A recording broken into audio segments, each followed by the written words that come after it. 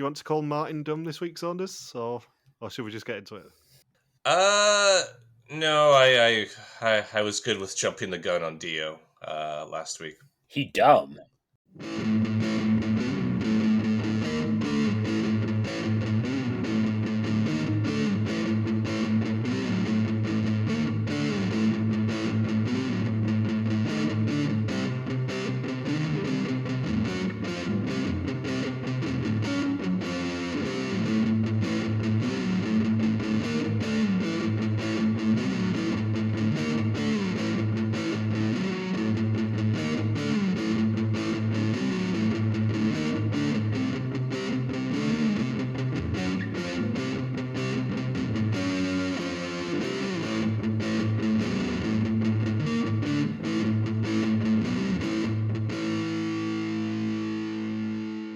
Welcome to the third episode of East of All 2012 Recaps from Reality TV Warriors. My name is Michael Phelps, and joining me as always is the Canadian who would raise his hand for a tour led by anyone in SMM gear, Logan Saunders. Good afternoon. And the guy who we go to whenever we need to know about pop groups, David Bindley. That's me. It is you. Bee Gees, Backstreet Boys, Boys to Men. You had good weeks? Yeah. People really got obsessed with ostriches where I live. Oh God, what happened this time? Yeah, what did you do, Saunders? Please don't tell me you've moved on from horses. Yeah. I found a new kink. Head in the sand, arse up. So this goes back a few months now. Oh God, you've been doing it for months? They have been doing it for months. Trend, in inverted commas. It's become a political issue in town where there is this ostrich farm on the outskirts of town, but it's like very poor sanitation and they don't take care of the ostriches properly. And I guess they were showing symptoms of some sort of very contagious form of avian flu, but they weren't tested for it or proved that they had avian flu. So then the government decided, okay, we have to, kill off these ostriches. It's just the way it was set up. I think like some of the neighbors in the rural area were even reporting the farm too, just for a very, very poor setup. And this goes back a few months ago. So it became this big form of political protest. And then I guess the government and whatever other agencies they need to coordinate with, I guess as of about 5 days ago, they finally processed it all through that they will indeed kill off these ostriches. So now there are just posts everywhere online to save the ostriches. And it's become a really far right-wing political stance. So it's just a really bizarre time right now. Who knew that ostriches were the most neo-Nazi bird? Well, I mean, you say right wing, but they can't really fly, so... Yeah, they didn't clip their left wing, that's true. Non-partisan. Have you ever encountered an ostrich? No joking about you fucking ostriches here, Saunders. Have you ever encountered an ostrich in real life? Not in Vernon, no. And one didn't chase me through a maze either. Yeah, I'm sure I've mentioned this, but I went to an ostrich farm when we were in South Africa, and they are scary, scary bastards. Well, now they're going to be scary dead bastards, apparently, on the outside of town. Oh God, zombie ostriches. Yeah. They'll rise up from the grave. Zombies are not well known for sprinting after you, but Jesus Christ, can you imagine a zombie ostrich chasing after you? In a maze. Have you been watching anything interesting this week, Saunders? I got through all of Traitors India. Thoughts? Question mark? The best Traitors season I've ever seen, I would say. Do you remember earlier in the year when I was telling you need to watch India immediately because everyone's insane and the production values are amazing? I felt quite vindicated when you said it was probably your favourite one you'd ever seen. And then somebody on Reddit was saying, oh, I've watched these 12 seasons or so. What seasons should I watch next? And a bunch of people recommended India. And the person said, oh, sorry, I forgot to mention I watched India and I hated the ending. and then they said, what was it? Oh, yeah, I also watched Quebec too. Didn't really like it. Oh. Get in the sea. They're wrong. I think it's technically getting the fountain. Only if you're thrown there. I did have to re-download that episode just to gift that moment for you, but it was well worth. I rewatched it a few times, and the fact of the matter is, they filmed it in 4 separate locations to make it work. And I believe the prize money is the highest offered outside of the American version. Yeah, it is quite generous, but also they're all quote-unquote famous, so they sort of needed to entice them into it, I think. And also Amazon money, let's be honest. Yeah. Any show like this that Amazon are involved in tends to have a lot of money thrown at it. See also 007 Road to a Million. See also Pop Culture Jeopardy. See also Beast Games. Yeah, Yeah. 10 million? 10 million? cash. I was at the grocery store yesterday and I saw Mr. Beast chocolate bars. And I was thinking, this is quite the world we live in now. Are they the ones with all the mold in them? I think so. They're the ones with a very special source of milk. It's derived from ostriches. No, that's Mr. Bestiality. Which was a prompt on Make Some Noise.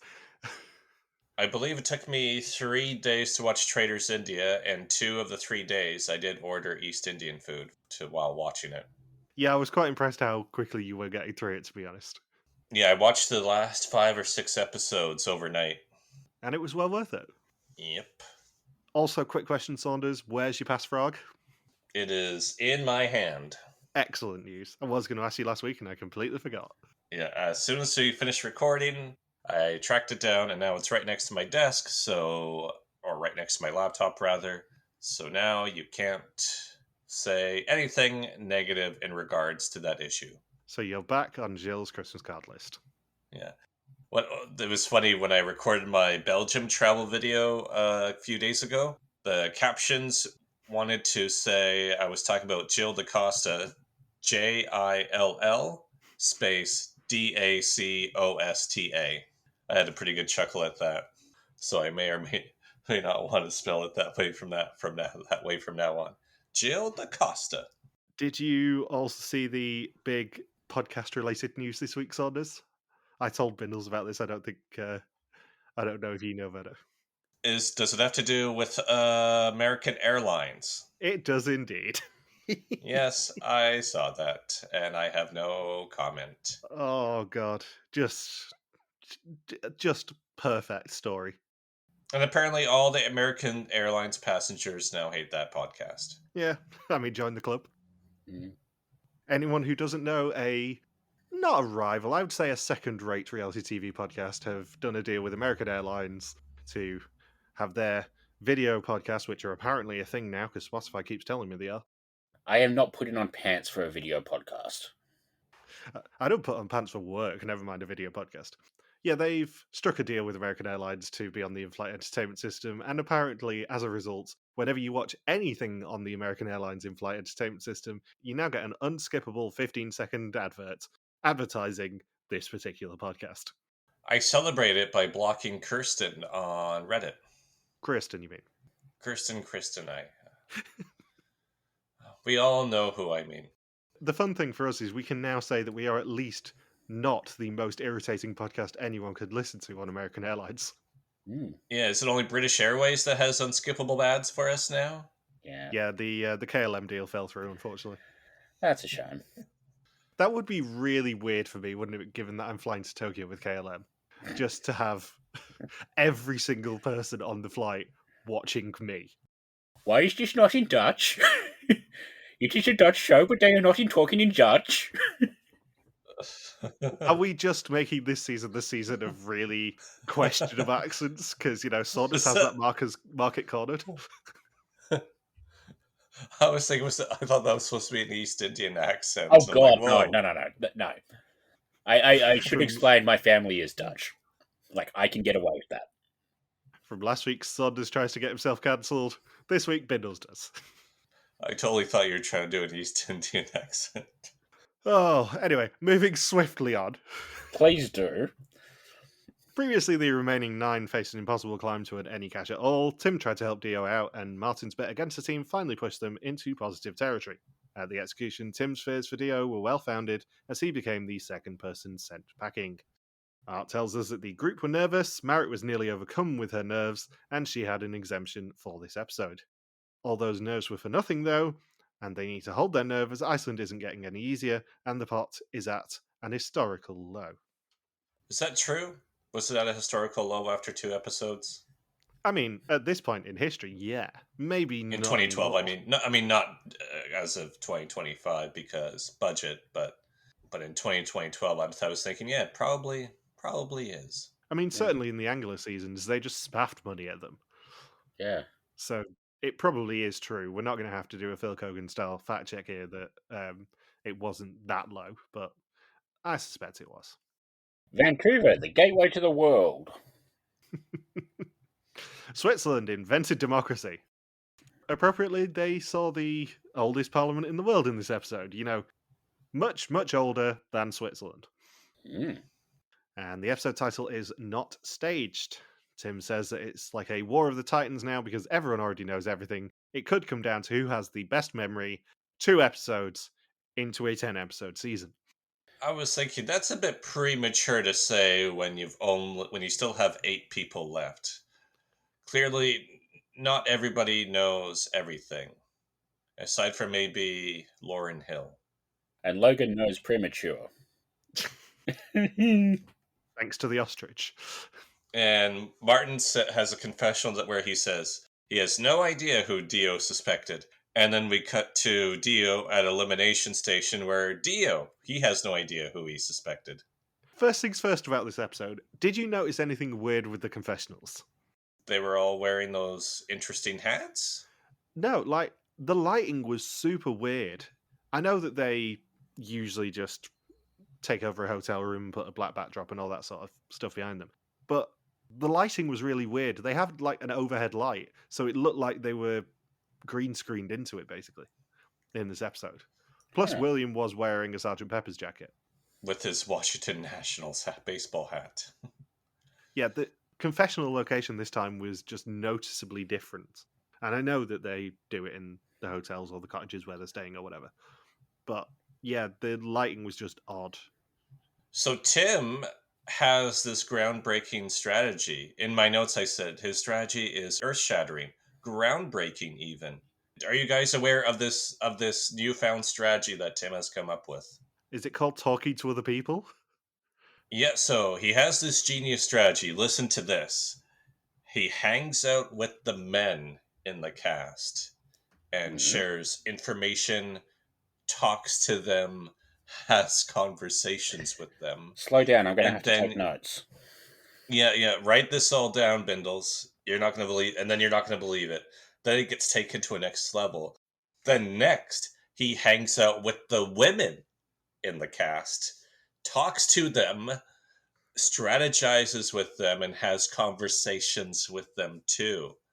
That's crazy talk.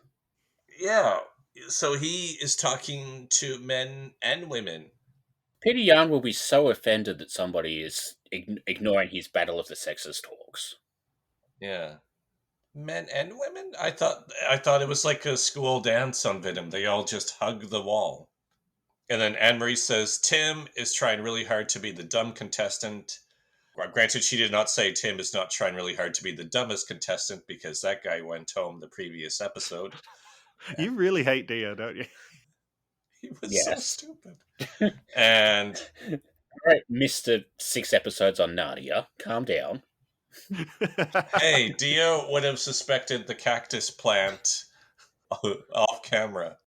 Can you imagine if the Renaissamce cast comes out and Dio's on it?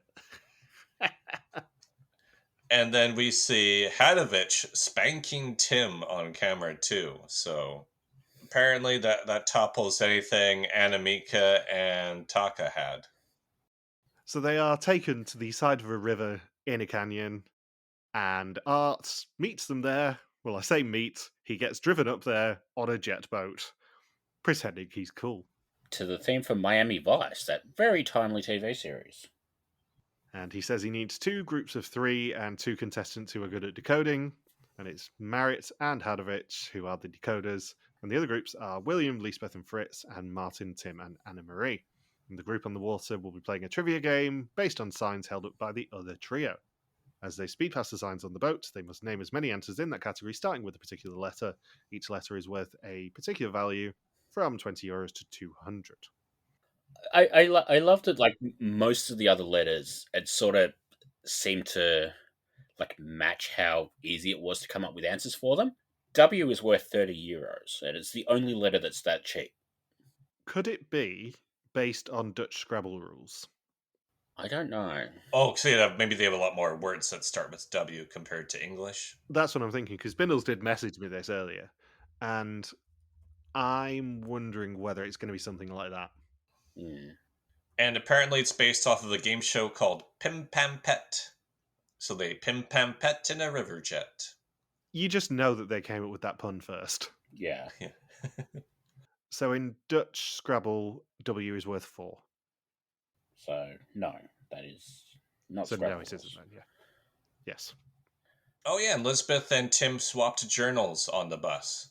And Tim, they agreed on, what was it, 9 seconds, I think. I don't know why they didn't just round it up to 10 to read each other's journal. And then Tim kept his journal open longer than the 9 seconds, which is something that Sinan Chan would do on Vidum. I'm going to read this journal for longer than 9 seconds and really get a leg up on Lisbeth.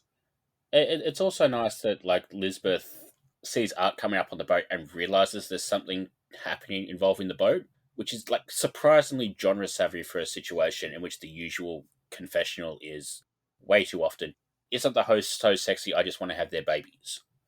Well, you say that, but I think the wettest bit of this entire opening bit of the challenge was probably Anna Marie's confessional.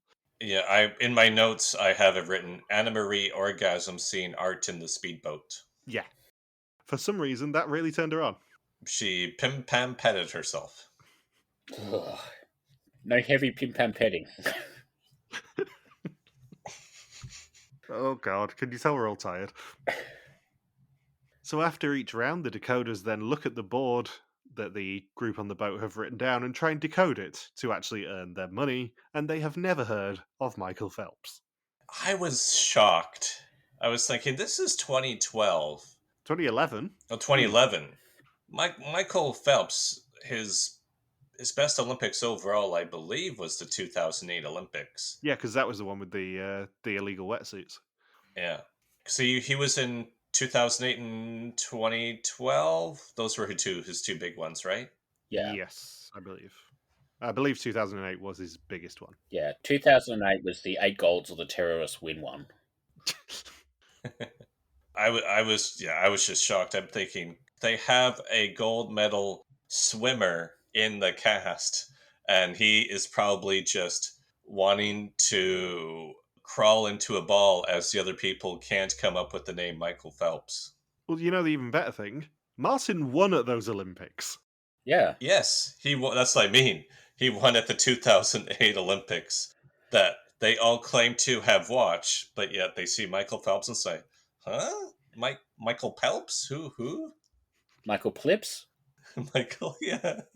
I love how like Art does his usual patronizing. So how many gold medals did he win thing to Maarten? And like you can either view it as him being a dick to the women for not recognizing the name, or him just being all, that's 7 more than you lucky fuckhead. We call that a double roast by Art. How would you approach this challenge? I mean, I think a lower value is probably better. You maybe don't go for a 10 or 20 euro one, whatever the lowest one was. I think it was 20. But I think you can probably do a lot better with a sort of low to medium value letter rather than a Q or a Z. Huh. I would have gone the other way. Really? Yeah, like I figured the trick here is to pick like an absurdly high valued letter and play for 1 or 2 answers that are really easy with that letter rather than trying for 20 small answers. Like say you have the board that lets you pick the TV shows. You take X and then you get X-Files, Xena, X Factor. That's 3 at 150, whatever it was the X was, 450 there, compared to having to come up with 9, T's or whatever. Yeah. I don't know. It depends on what the categories are as well, to be honest. Yeah. European cities that start with the letter Q. Go on, name 5, Saunders. No, I'm asking. No, I'm asking you guys. I Yeah, wouldn't that's a have shame. picked Q for that. I'm Uno reversing it, sorry. Q European cities. Quabity insurance. No, but I'm getting close. Qua. Whoa. Saunders is just making noises at this Whoa. point. It's a didgeridoo. I can't come up with. If it was Zed, I would come up with Zagreb. I'd get that one on the board. I'm looking at a list now. There's only 2 Qs in all of Europe. There's Really? Cortiera at like the bottom of Portugal, and there's a town called Quimper in France. I would not have gotten either of those. No. I haven't even heard of either of those. Yeah, I think probably you go for not the top value, but Yeah. ones where it's logical, because presumably they had like 5 or 10 minutes themselves to work out what they were going to do before the boat started. Yeah. So you think about it yourself, you go, well, if I can get 5, we aim for 1 where I can get 3, so Yeah. go for €100 per one, or whatever. Yeah. I think Z would have been doable for European cities. Yeah, absolutely.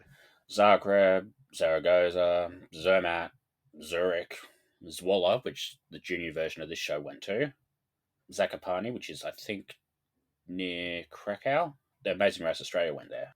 And then there's like a few other, weird little tiny places in like Germany. The important question here is, what the fuck is the maximum for this challenge? I would put it at probably around 2,000. Yeah, because technically it's a €1,000,000 challenge. It's karaoke all over again. Yeah, but in reality it's not.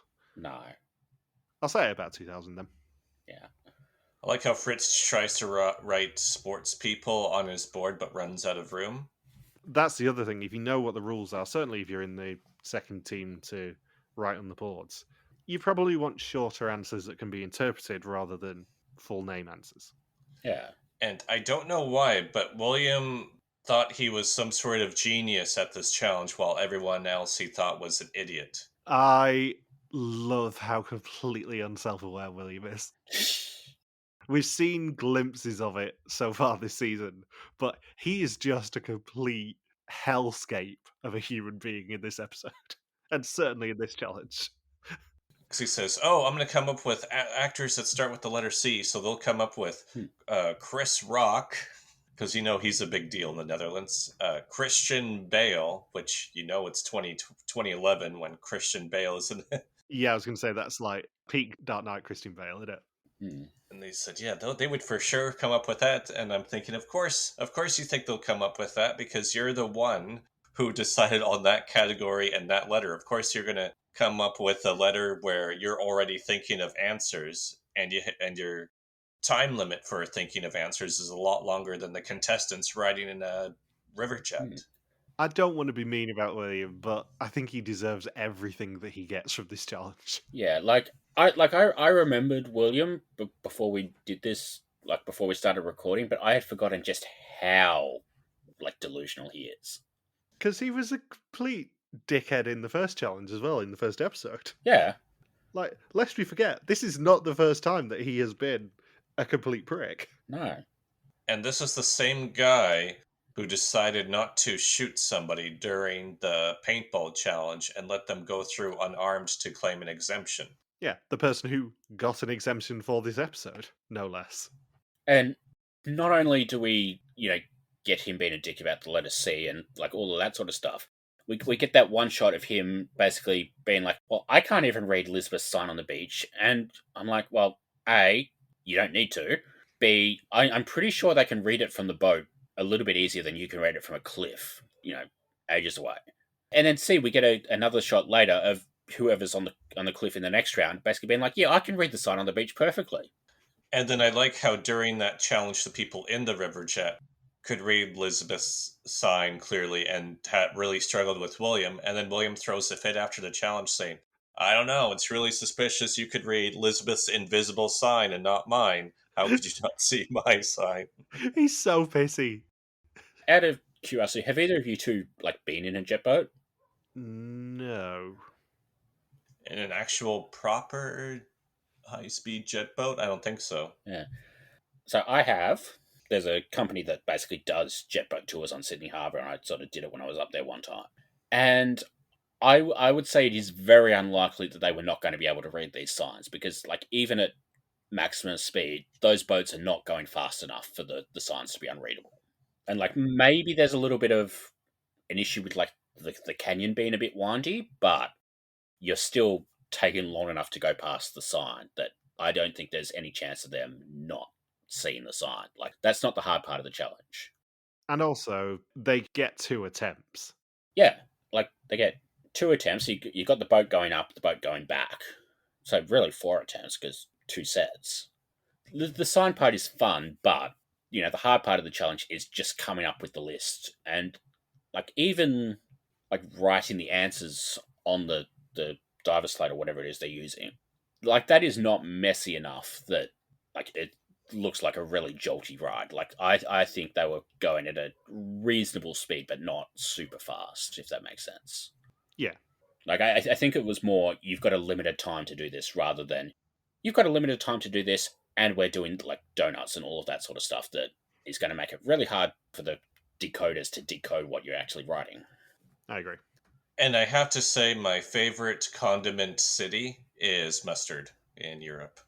Madrid, Milan, and mustard. I am thinking what was supposed to be written was Mostar in Bosnia. No, it was Moscow. Oh, it was supposed to be Moscow.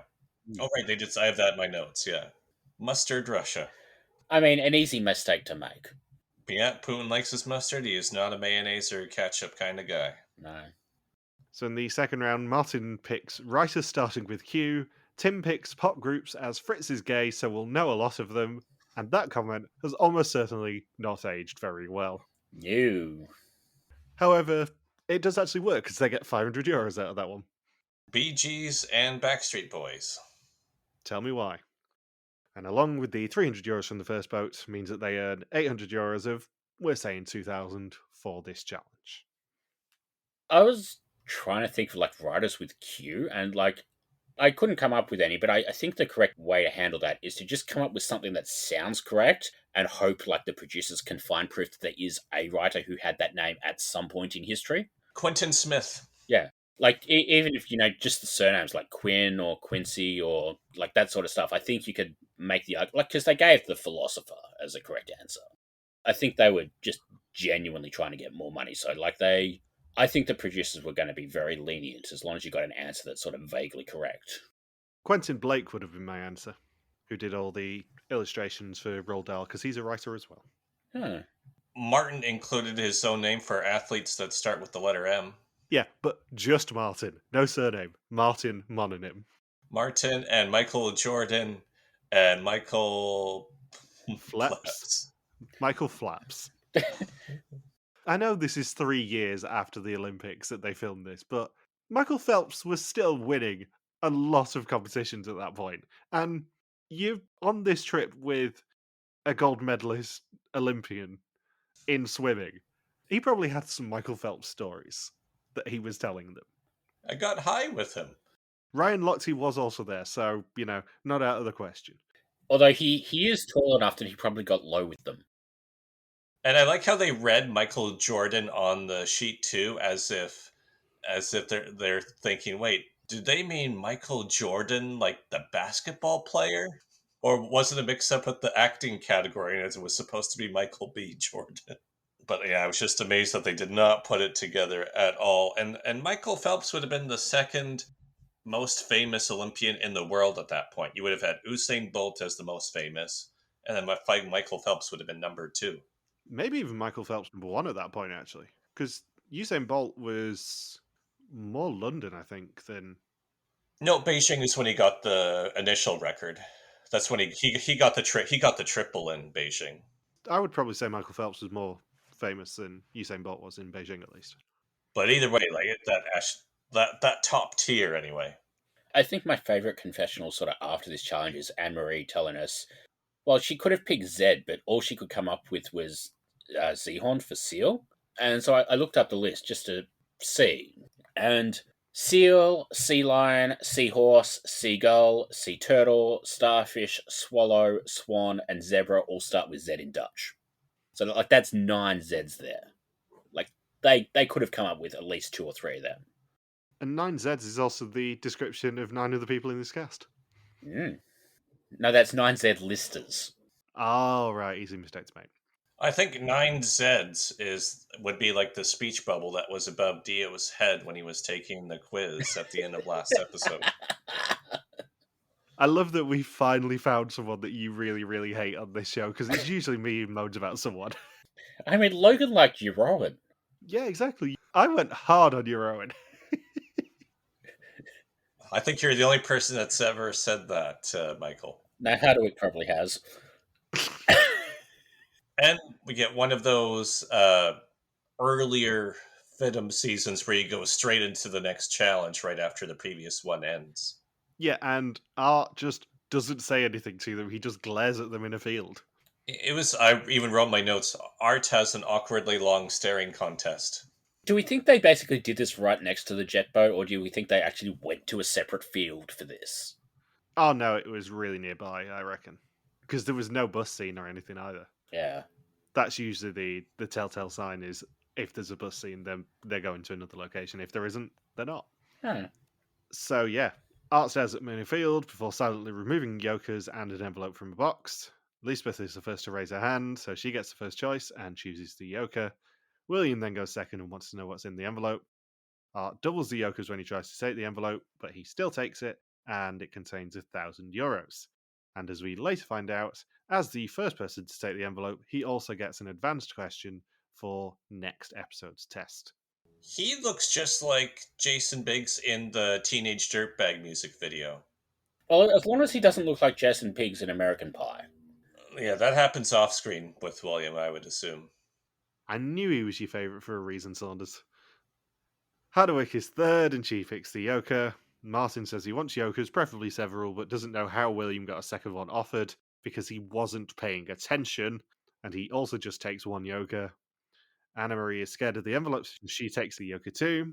I love Maarten, like, taking the Joker because he has no idea how to get Art to offer the second one.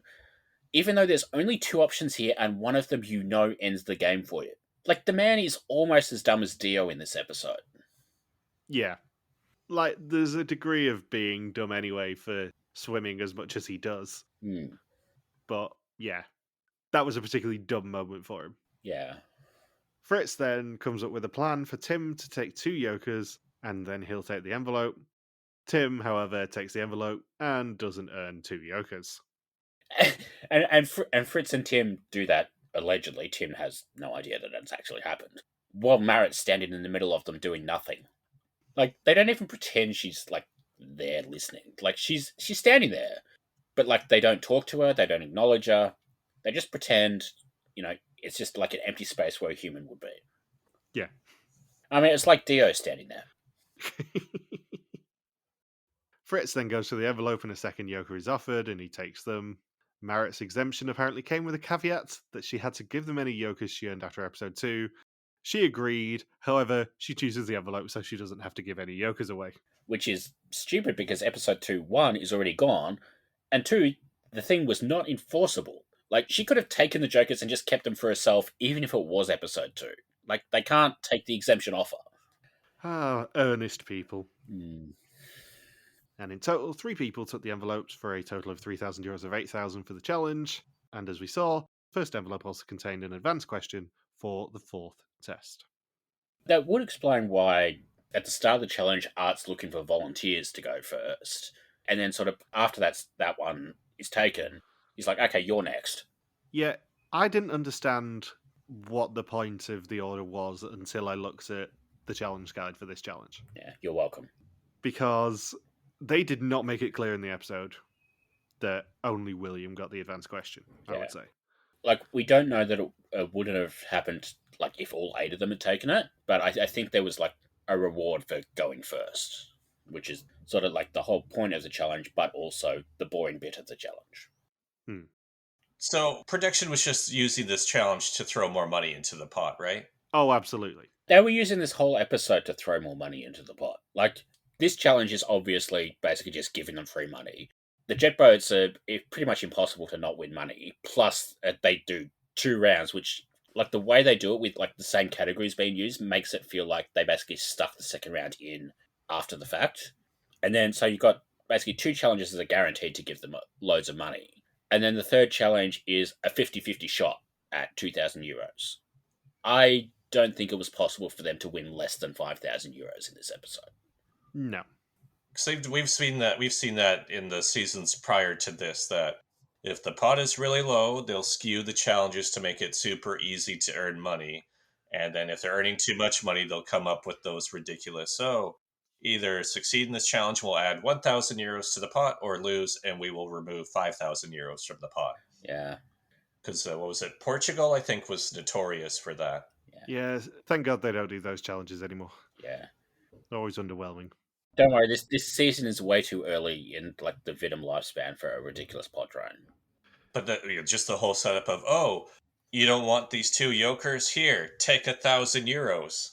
That's your punishment. Yeah, the price of a pass frog is not usually €500 per pass frog.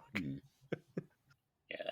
I suspect if they'd made more money before this, I think that the envelope probably would have been 500 instead of 1,000 as well. Like the challenge was impossible to not win money, but also they were putting way too much money in there at a time. If this challenge was happening now, it'd probably be something like after 2 yokers. It'd be €10. Yeah, and then the people who have the jokers would have the option to take away the money. Yeah, I was thinking, after 2 yokers, you get the offer of the envelope. If you turn down the envelope, a third yoker is added. If you turn that down, then €1,000 is removed from the pot. So, after the challenge, William approaches Fritz with the advanced question, looking for one of his 2 yokers in return. Fritz ends up agreeing, and he also gives his remaining yoker away to Tim, as apparently they made an agreement, not that Tim was aware of it. Tim, however, refuses as he thinks he's on the right track. I mean, like, we talk about Dio being an idiot, and we talked about Maarten being an idiot. Fritz is an absolute dumbass in this sequence. You start with 2 jokers, you nearly end up with 0, and it's only because one of the other people was like, no, like, you need it more than I do.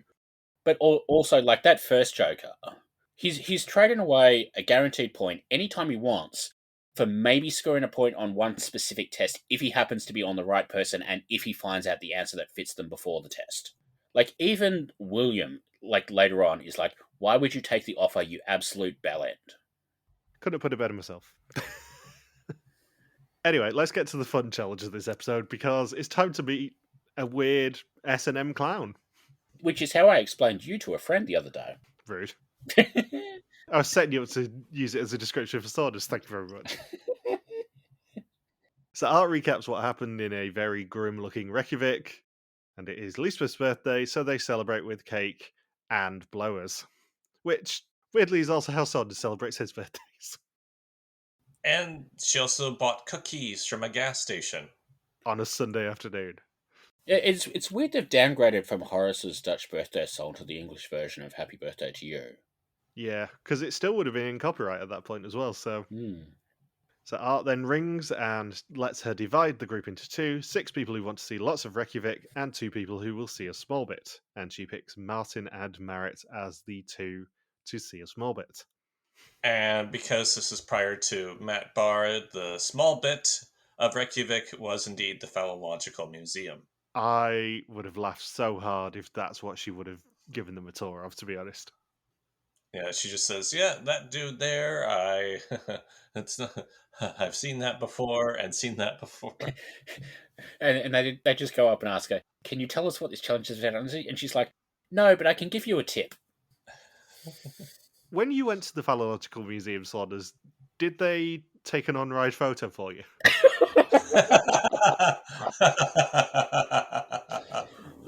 Can you imagine if that's what they do? Was there hands-on exhibits like most museums? It was not hands-on, no. You could not. There was... A lot of it was behind glass. And there were a lot of interesting drawings and paintings in there. I bet there were. Were you taking notes? No, I was not taking notes, no. Just mental notes. Mental pictures, the memories. So the group of 6 wait on a bench and are greeted by their guide, a sort of a mixture of a female clown and a scary neighbour who has a high sex drive. And Fritz tells us that she's too old to wear the outfit. Oh, yeah. No need for the judgment, Fritz. Out of curiosity, Logan, how old do you think she is? I was thinking probably late 40s. This woman at the time of recording was 62. Oh, I would not have guessed that. Because she is a famous Icelandic protester with her own Wikipedia article. Blurinkna? Well, I think that's like a translation error from like whoever subtitled it for the show, because her name is Birna. Birna Þóttadóttir is an Icelandic sociologist, editor, poet, activist, and guide. She is best known for her participation in the radical social struggle of the 68 generation. Did she do anything specific? Well, there's one thing in her Wikipedia page which says a violent clash occurred in connection with a NATO ministerial meeting held on the university campus where protesters were brutally beaten on the 50th anniversary of the publication of the novel Child of Nature, which was held at the University Theatre. Birna took the podium uninvited, presented the author with a bouquet of flowers, and then gave a speech about the situation in Vietnam. Like, this woman is like a very big deal in Iceland. Like, I don't know the whole story, but apparently there was like sort of an interesting little background with how they found her for this. Apparently they tried getting like the actual mayor of Reykjavik to do it, and like at the time the mayor was like a former comedian, sort of in the same way as Zelensky is. So they tried getting him to do the tour, and he was up for it, but he couldn't clear his schedule on such short notice because they had to move from Morocco. But he was like, "Hey, I know this lady who runs tours. Why don't you try her?"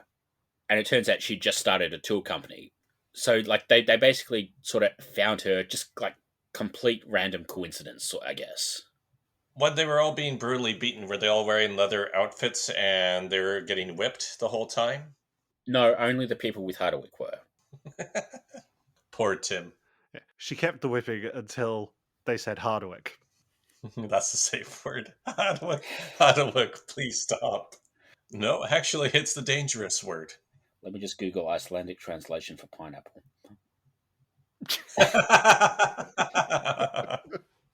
Ananas. It's genuinely ananas. Oh, of course it is. Well, I guess they don't grow pineapples in Iceland, so that makes sense. So Marit and Maarten meet Art on a rooftop. The other group will arrive at exactly 2 p.m. and they will earn €2,000 if the group of 6 do not enter the tower. They get a phone and some questions to try and work out the other group's phone number. I like how it's like the tower defender minigame that would be on like a Java powered website or on a mobile game, but they don't get to use any cool weapons or things falling from the sky to prevent people from entering the tower. It's just a lousy phone. I mean, to be fair, like it's not the interesting part of the challenge, so it's probably lucky they gave it to the boring lady and the guy who gets eliminated in 20 minutes. Yeah, because all the interesting stuff in this challenge is with the guide. Yeah. Don't talk so much. Listen to me. I'm very kind. I love her so much. Yeah, she's amazing. And apparently she does dress like that in real life, by the way. I can believe it. With the bear skin around her neck. Yeah.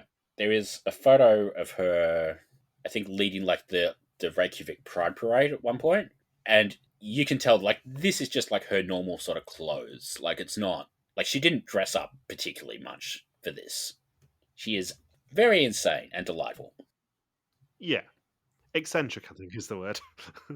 I like how Anna Marie didn't really know how to talk to her, where she asks her, "Oh, miss, can I ask you something?" And then the woman responds with, "Sure, I know everything."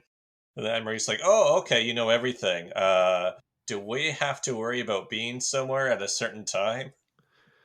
Well, this also, thinking about it, predates the deal that Iceland Air had, where if you have a layover in Reykjavik when you're on the way from Europe to the States or whatever, you can get an Icelandic person to show you around, I think. Oh, it was back during that time. Because now the layover rule, when I was looking into it, I'm trying to think how it exactly works. But I remember it not being that much of a financial incentive to do the layover in Reykjavik now. If you do that like through Iceland Air. Well, I think this would have predated it, but only just. I've just sent you both a photo. Like, I think the best way I can describe like the way she looks is left-wing Theresa May. And let's see. I don't really have too many other notes about this challenge other than Marit telling Tim, "You cannot enter the tower. Do not enter the tower." Which, of course, makes everyone else think, "Oh, does that mean we should enter the tower?"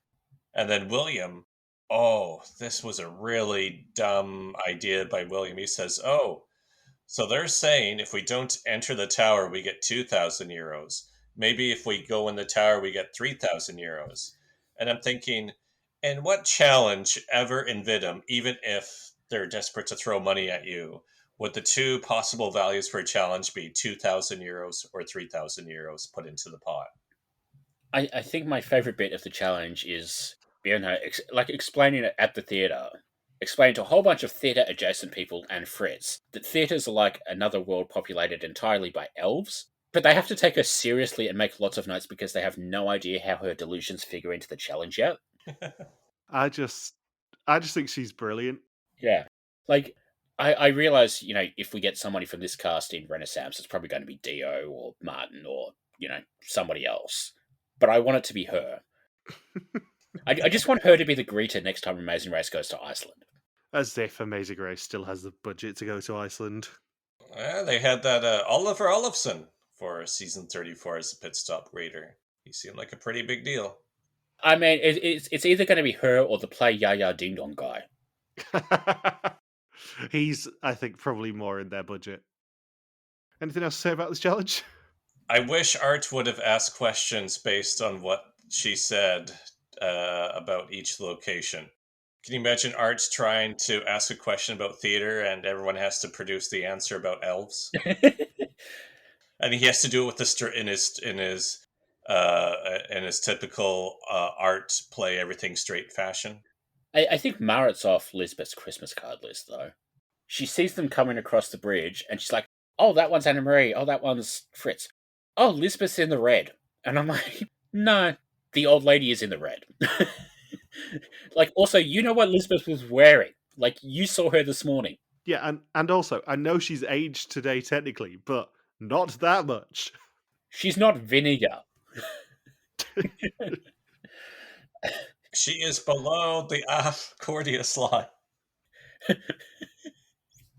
So somehow Marit actually picks the right phone number on the first attempt and gets through to Tim. However, none of them actually believe her or Maarten.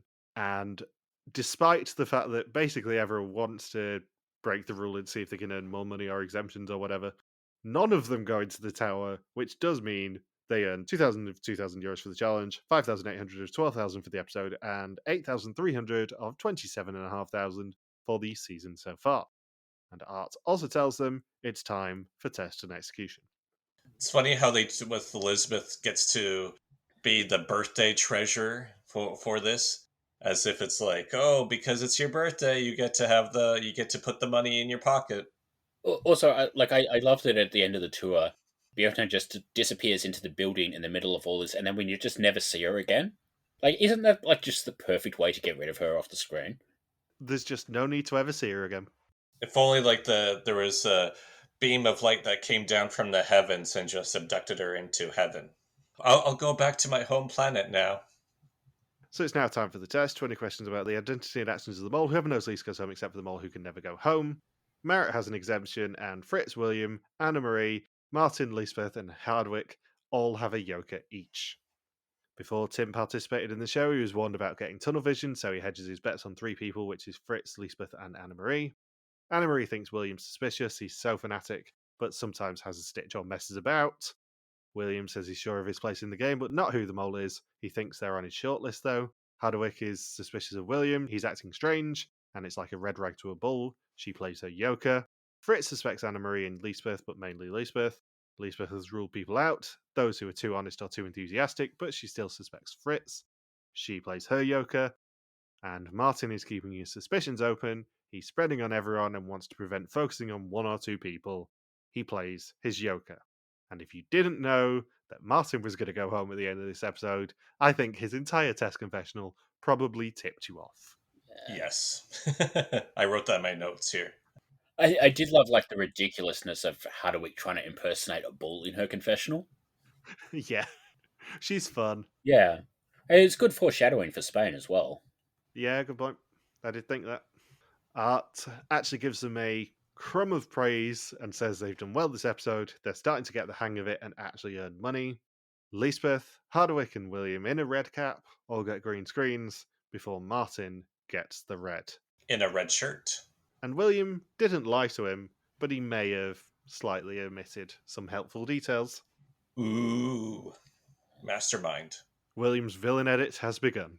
You never know what he's thinking underneath that Washington Nationals hat. This exit interview made me laugh so hard. Like, Art was like, "You were very good at this super physical thing you trained for years for, but you went out early on a game show. Make those two things make sense." I also love how the interview is deliberately framed so Art looks like a child. I know Maarten is 6'8", 6'9", whatever he is, but Art looks genuinely tiny next to him. The next question was, what's your favorite color, Maarten?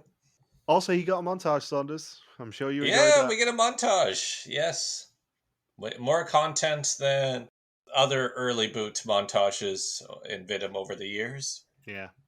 The funniest thing is, like, he doesn't even get his own last word. Like, the last word in this episode is Lisbeth.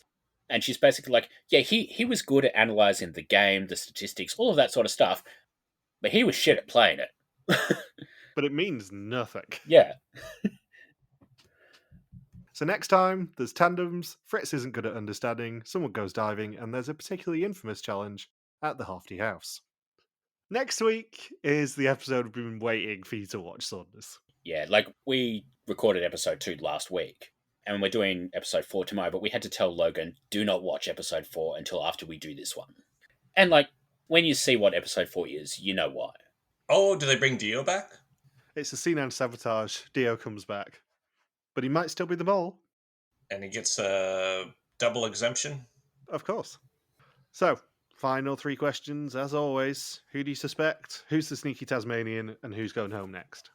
All right, my order of suspicions. Marit's number 1, then Lisbeth, then Anna Marie, then Hadovich, then I had Maarten, then Tim, then Fritz, then William. I think it's a non-elimination next round, but if it is an elimination, I think Anna Marie will go. And I believe I switched up my sneaky Tasmanian. Fritz. Fritz is the sneaky Tasmanian. Interesting. Interesting all around. Interesting. You're wrong on all accounts, Saunders. Well, we know you didn't do a Mr. Bean again, at least. Because Dio did go home last week. Yes. Anything else you want to say about this episode? Any eulogy for Maarten, or do we just not care anymore? He gone! Yeah. Like, I liked him. I forgot sort of how, like, unimportant to the season he was. He seemed lovely. Just, I kind of agree with Hardwick that he wasn't cut out for the game. Yeah. It's interesting that sort of at the end of it, they sort of like start framing him as, I guess, autism coded, like where he's, you know, oh, you can see all the patterns. It's just the people that are the issue with you. I think he's the smartest athlete they had on the show by that point, right? I mean, it's a low bar. He's the only athlete they've had on the show by this point. All right, Taka's not till Dominican, yeah, right. Yeah, when his successor is Taka Takava, whose 3 words that he could say are duh, duh, and duh. Maarten is obviously going to be smarter than that. And I love you, Taka, if this ever gets better to you. You know I do. Just not as much as Hardwick loves you. No. Taka Takama. Anyway, let's wrap this up. Thank you for listening to our Fiesta Mall 2012 recap. We'll be back next week to continue the hunt for the new small in Iceland and Spain. Don't forget you can contact us on pretty much every social media platform that isn't TikTok, where we are RTV Warriors, or you can email us and contact at rtvwarriors.com. You can also support us on Patreon at patreon.com/rtvwarriors and get early access to the rest of the episodes of this season, and also the incriminating photos of Logan and an ostrich. Thank you, kind of by default, to Marika, even though she didn't do this season, for the subtitles. We will see you next week. Peace out and just chill till the next flavoring. I can't believe we had this much water in this episode and nobody got wet.